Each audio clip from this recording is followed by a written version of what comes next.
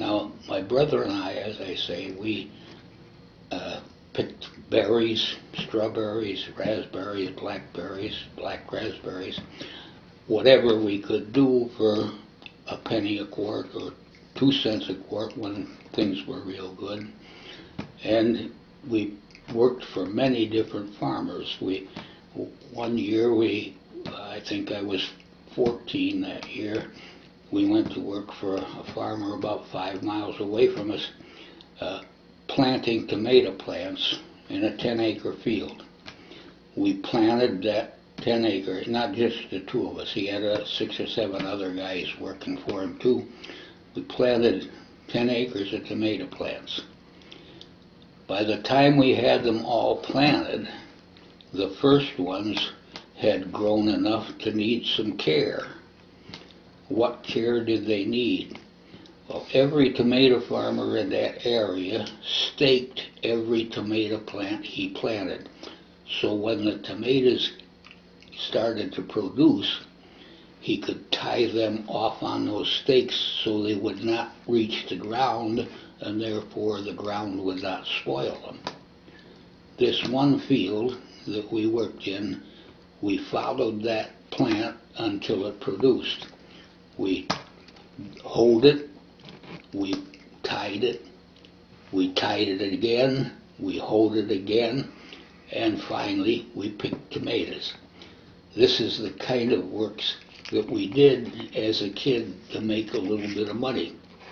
But Dad couldn't get any work unless he got something like that himself, and most of the farmers could get more production out of young kids because the young kids could bend over and therefore could work longer and work harder than most of the men could.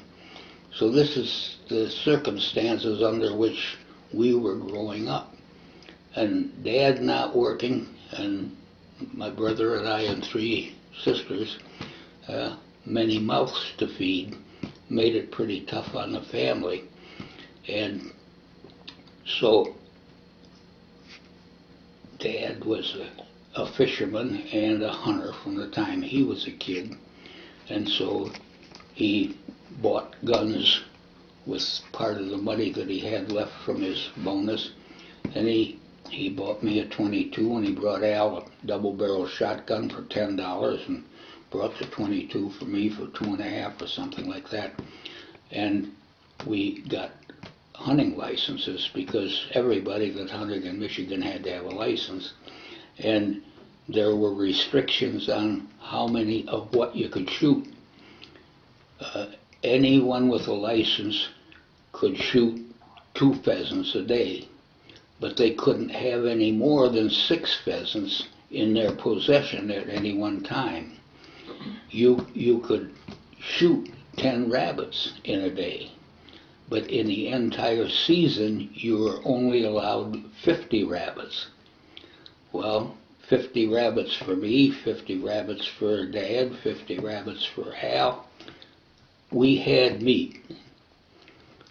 Not only the rabbits and the pheasants, but squirrel as well, and then Dad went deer hunting. So we did have meat, but Dad would not break the law. He wouldn't shoot a hen pheasant, and he wouldn't shoot 51 rabbits in a year. When he shot his 50 rabbits, he quit shooting rabbits. He didn't deserve to have any more. But Al and I looked at it a little bit different. We still needed meat tomorrow, so either one of us would shoot. So our family from 1931, 32, 3, 4, 5, ate approximately 160 rabbits every year. But you had to consume them in a limited amount of time. You had to consume them when the season was open, because we had no electricity, no refrigeration of any kind. So though Al and I might bring home 4 rabbits today, we ate 4 rabbits tonight. Our family did. It was the way things were. So some of these things give you a depiction of what our life was as young kids. When I was 16 years of age, my mother's sister Babe and her husband L.B. Smalley had moved back to his farm, and he was struggling to get by up there. And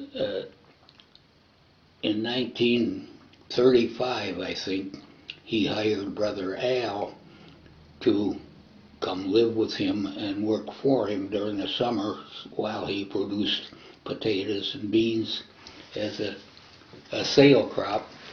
And Al worked for him 2 years, and then he said he wasn't going to work for him anymore. He's going to do something else, or try to.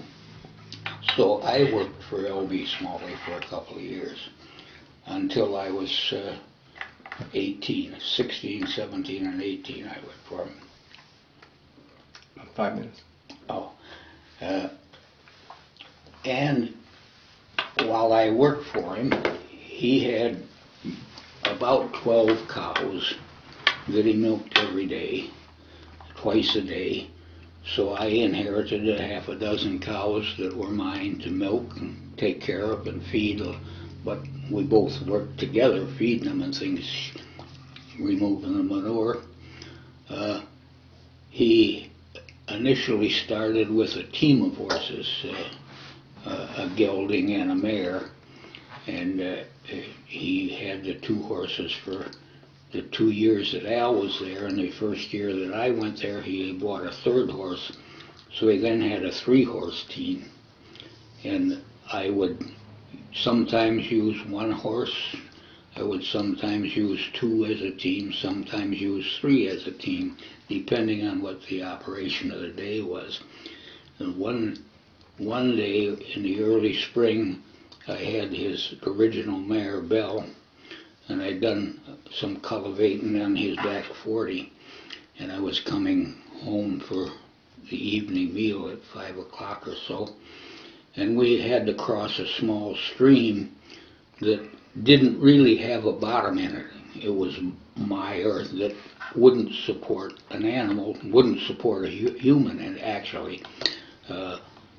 And my mare was thirstier than I expected her to be, and she jumped into the creek, and there was no bottom for her to get out. I came within a hair of losing his mare because I wasn't strong enough to pull her out, and she had enough footing under her to get out. But after about 45 minutes or close to an hour, we finally managed to get her with a hoof up on a clump of weeds and grass, and she pulled herself out with a little bit of help. But L.B. was coming to get me because he knew I was too late then. He come down, I had her out of the water, but I had her just standing there resting because she'd been wearing herself out for more than an hour. That was an example of taking care of your own, so to speak, because you needed it to be done. And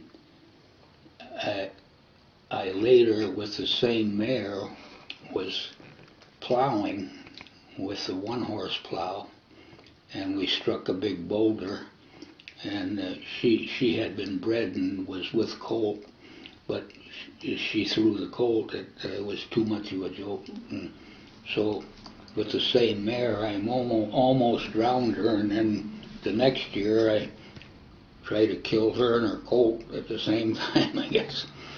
But some of the experiences as a kid, before I became an adult and went to work in a,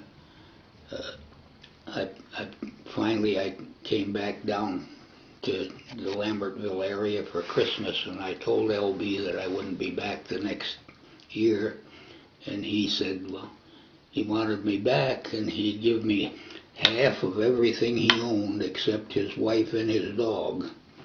And I said, well, L.B., I don't want your wife, and I already own your dogs.